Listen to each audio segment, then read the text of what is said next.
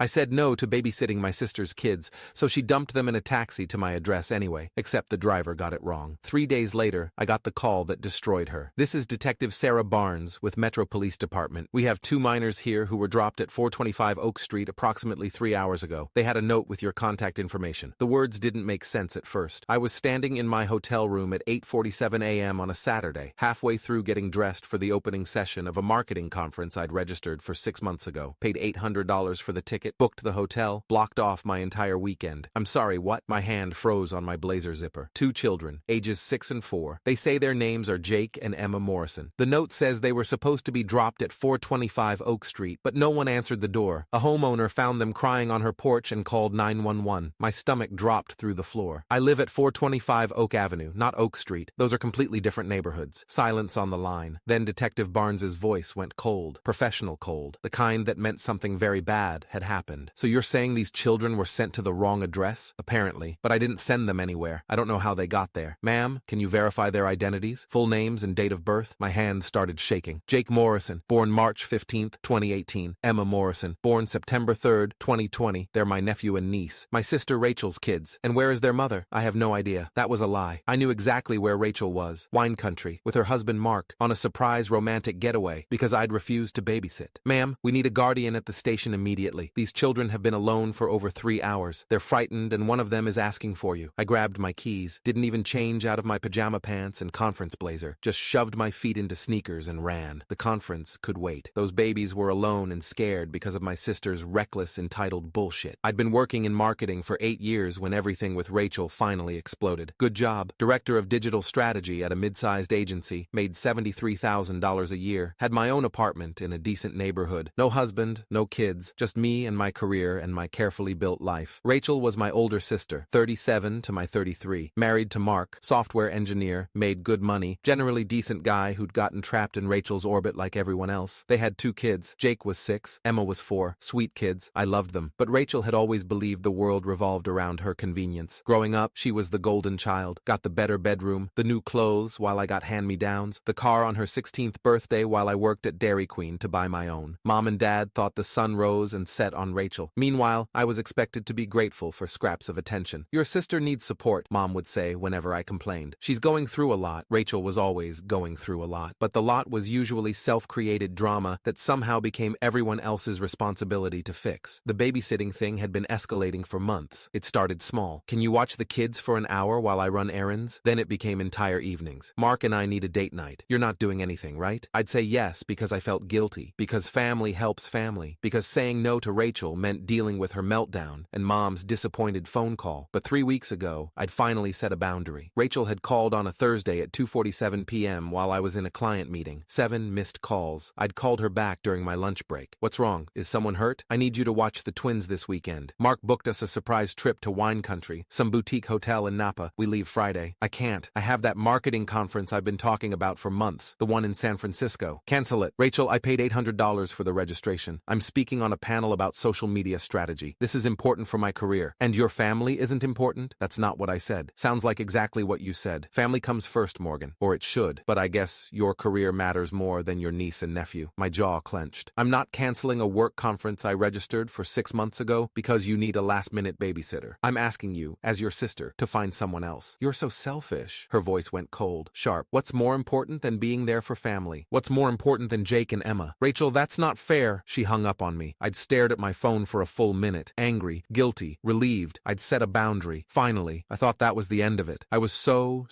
wrong. The police station was a gray brick building in a neighborhood I'd never been to. 43 minutes from my hotel. I'd driven like a maniac, still wearing pajama pants, hands white-knuckled on the steering wheel. Detective Barnes met me in the lobby. Late 40s, black woman, sharp eyes. The kind of cop who'd seen everything and wasn't impressed by excuses. Ms. Carter? That's me. Where are they? Follow me. She led me through a maze of hallways, fluorescent lights, bulletin boards covered in missing person flyers, the smell of burnt coffee and industrial cleaner. We stopped at a door marked Interview Room B. Through the window, I could see them, Jake and Emma, sitting at a table with a woman in a cardigan. Social worker, probably. Jake was clutching his backpack, the blue one with dinosaurs on it. Emma's face was streaked with dried tears. Her Princess Sophia shirt had a stain on it. They looked so small. Detective Barnes opened the door. Aunt Morgan! Both kids launched out of their chairs and ran at me. I dropped to my knees and caught them, held them tight. Jake was shaking. Emma was crying again, face buried in my shoulder. You're safe now, I whispered. I've got you. You're safe. We were so scared, Jake said, voice muffled against my blazer. The lady's house was wrong. She said we had to wait outside. Then the police came. I know, buddy. I know. But you're safe now. I looked up at Detective Barnes. She was watching with an expression that was equal parts sympathy and fury. The social worker, name tag said, Linda Vasquez, MSW Child Protective Services, introduced herself. Miss Carter, we need to document what happened here. Can the children stay with you while we take your statement? Of course. Whatever you need. We moved to a different room, more comfortable. Couches instead of metal chairs, toys in the corner. Emma immediately grabbed a stuffed bear and climbed into my lap. Jake sat pressed against my side. Detective Barnes pulled out a notebook. Linda Vasquez sat across from us with a tablet. Miss Carter, can you explain your relationship to these children? I'm their maternal aunt. Rachel Morrison is my older sister. Mark Morrison is their father. And where are the parents currently? Last I heard, they were in Napa Valley, wine country. Some surprise trip Mark planned. Did you have any knowledge that these children would be sent to your residence today? No. Rachel asked me to babysit this past Thursday. I said no because I had a work conference scheduled. She hung up on me. I haven't spoken to her since. Detective Barnes wrote everything down. So to be clear, you explicitly refused to watch these children, and your sister sent them to you anyway without confirming you'd be home or even verifying your address? Apparently. That's child endangerment. Her voice was flat, cold. Abandonment of minors. We're filing a report. My phone buzzed in my pocket. Rachel. I declined the call. It rang again immediately. Then again. You should probably answer that, Detective Barnes said. I picked up, put it on speaker so the detective could hear. Finally, Rachel's voice was shrill, panicked. Where are my kids? The taxi driver said he dropped them off hours ago. Why aren't you answering? They're at a police station, I said, voice eerily calm. Because you put them in a taxi to an address that doesn't exist. What are you talking about? I live at 425 Oak Avenue, Rachel. You wrote 425 Oak Street. The driver took them to a completely different neighborhood 15 minutes away. A stranger found them crying on her porch because no one answered the door. She called 911. Silence on the line. I could hear Mark in the background. What's she saying? You didn't verify the address before putting your 6-year-old and 4-year-old in a taxi alone? My voice was shaking now, anger bleeding through the calm. And what taxi company accepts unaccompanied minors without questioning it? Don't you dare lecture me. This is your fault for refusing to help. Detective Barnes held out her hand for my phone. I gave it to her. Mrs. Morrison, this is Detective Sarah Barnes with Metro Police Department. Your children were found abandoned at a stranger's residence after being dropped at an incorrect address. We're filing a child endangerment report. You need to return to the city immediately. I couldn't hear Rachel's response, but I watched Detective Barnes's face harden. That's not optional, ma'am. If you fail to return within 24 hours, we're forwarding this case to Child Protective Services with a recommendation for emergency custody intervention. Do you understand? More muffled shouting from the phone. 24 hours, Mrs. Morrison. I suggest you start driving. She hung up and handed my phone back. She's blaming you, Detective Barnes said. It wasn't a question. She always does. The next several hours were a blur of paperwork and phone calls. Linda Vasquez interviewed the kids separately, asked them what happened, how they got in the taxi, whether Mom had told them where they were going. Mom said Aunt Morgan was going to watch us, Jake explained, voice small. She said it was a surprise. The taxi man asked if we knew where we were going, and Mom said yes. Did your mom give you food for the trip? Linda asked. Goldfish crackers and juice boxes. Linda wrote everything down. I called Mark directly at 12:34 p.m. He answered on the first ring. Morgan, what the hell is happening? Rachel just told me the kids are with police. She put them in a taxi to my address, except she got the address wrong. They were dropped at a stranger's house. The homeowner found them crying on her porch and called 911. Jesus Christ. Mark's voice went tight, angry. I never would have gone along with this if I'd known. She told me you'd agreed to watch them. She said it was all arranged. I explicitly told her no on Thursday. I have a work conference. She hung up on me. We're coming back right now. I'm so sorry, Morgan. I had no idea she'd do something this reckless. Just get back here. The police are filing charges. Charges? Child endangerment, abandonment, maybe more. Silence. Then, good. She deserves it. My mother called at 3:17 p.m. I almost didn't answer, but ignoring Mom only made things worse. Morgan Elizabeth Carter, what have you done? Not, are the kids okay? Not, thank God you were there. Just immediate accusation. What have I done? Mom, Rachel put 2 small children in a taxi to the wrong address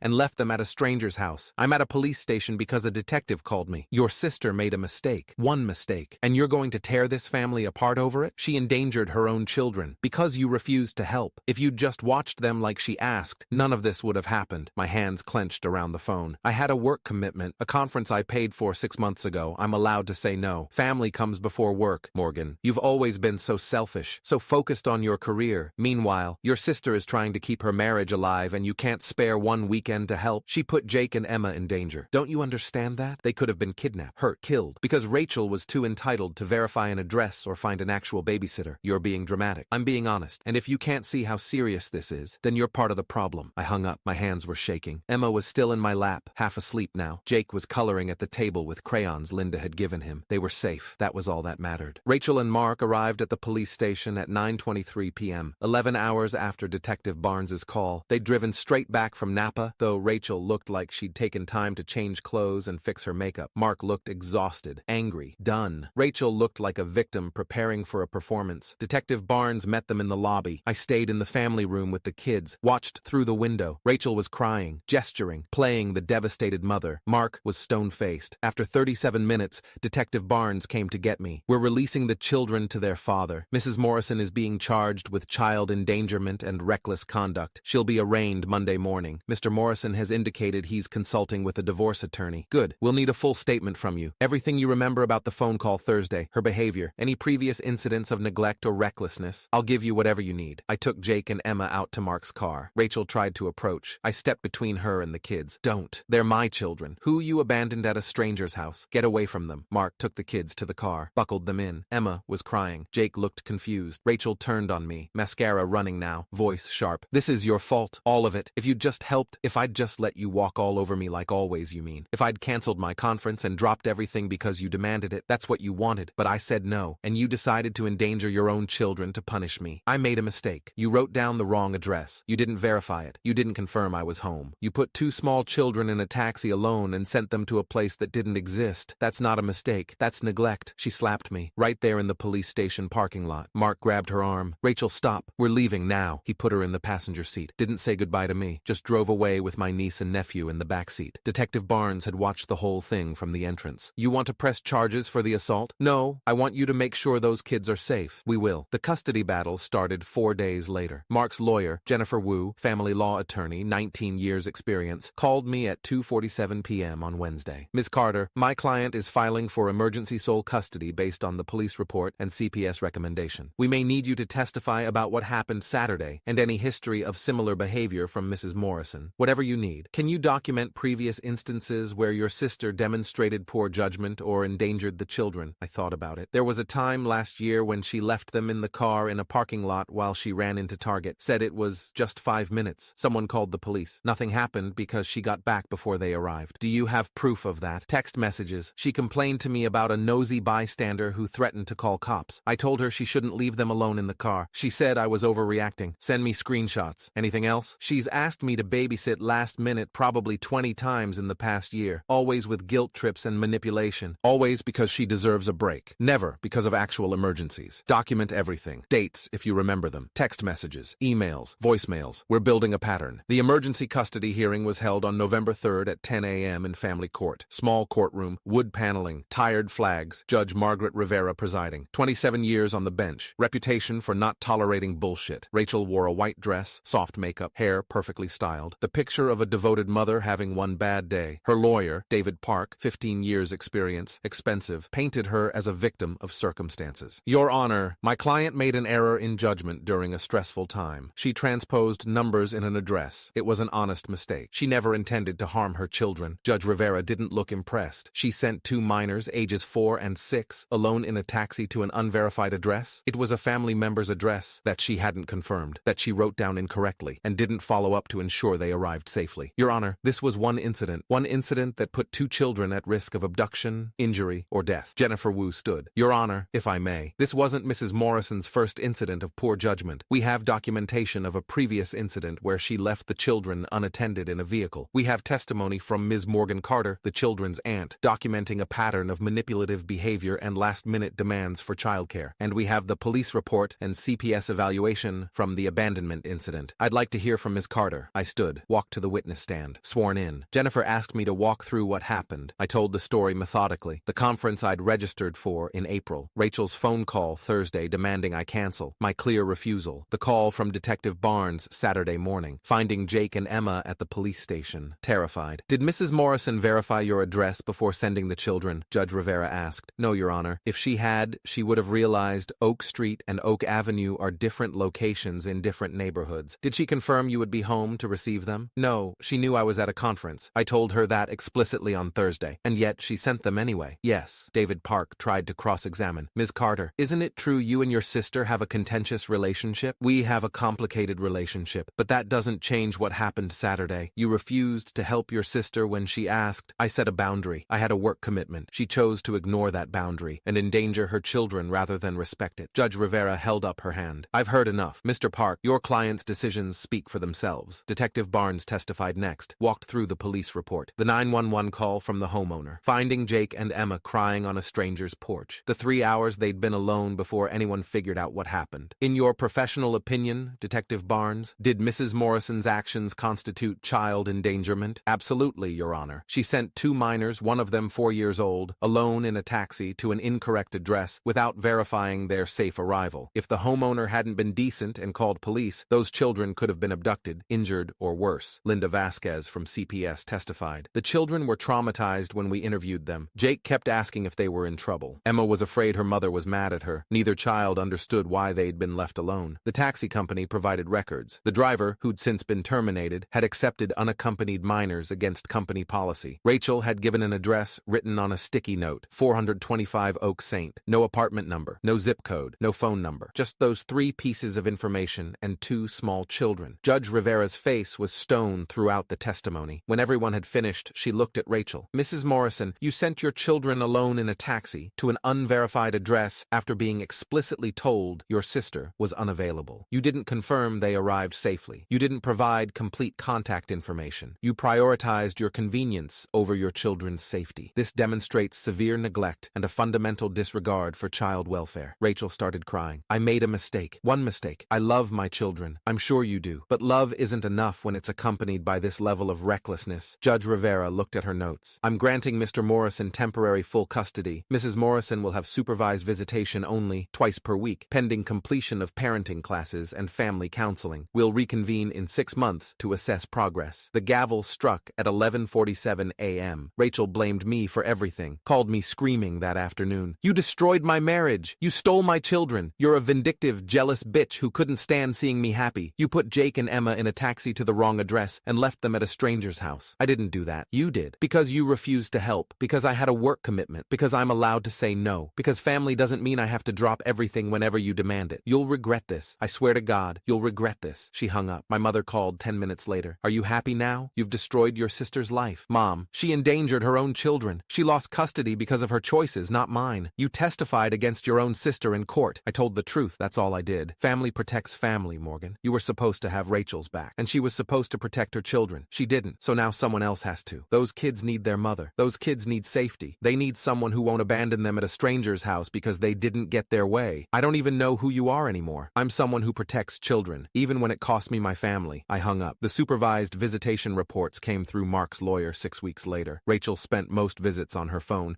complained about the custody arrangement, barely engaged with Jake or Emma. The supervisor's notes were damning. Mother appears more concerned with proving she's a victim than connecting with children. Minimal interaction. Children seem reluctant to engage. Mark forwarded me one of Rachel's texts from that period. These visits are humiliating. That supervisor treats me like a criminal, and the kids barely talk to me. Emma actually asked when she gets to see Morgan again. He'd responded, maybe spend less time on your phone and more time actually talking to your daughter. 3 months later, Mark filed for permanent custody. The hearing was shorter this time. Judge Rivera reviewed the visitation reports. Rachel's attendance in parenting classes, sporadic. Her counseling compliance, minimal. Mrs. Morrison, you've had 3 months to demonstrate insight and accountability. The reports suggest you've done neither. You continue to blame external factors rather than examining your own choices. Your Honor, I'm trying. Are you? Because the supervised visitation reports indicate you spend most of your time on your phone or complaining rather than engaging with your children. Rachel had no answer. Judge Rivera granted Mark permanent custody. Rachel got continued supervised visitation, now reduced to once per week. Last week, 8 months after everything started, Emma made me a card at school. Mark texted me a photo at 3:47 p.m., construction paper, crayon drawings, stick figures holding hands. The text said, "You saved us, Aunt Morgan," with hearts everywhere. I cried in my office for 20 minutes. Rachel can hate me forever. She probably will. Mom hasn't spoken to me in 6 months. I lost my family. Or at least the family I thought I had. But Jake and Emma are safe. They're thriving. They have stability and a father who puts them first. And sometimes, when Emma video calls me before bed to say goodnight, or when Jake sends me pictures of his latest Lego creation, I know I made the right choice. Those kids deserved someone who'd protect them, even when it cost me everything, even when my own family turned against me. Because at the end of the day, that's what love actually actually is. Not convenience, not obligation, not blind loyalty to people who make dangerous choices, just protection, safety, showing up when it matters. Rachel sent them to the wrong address, but I made sure they never ended up at the wrong home.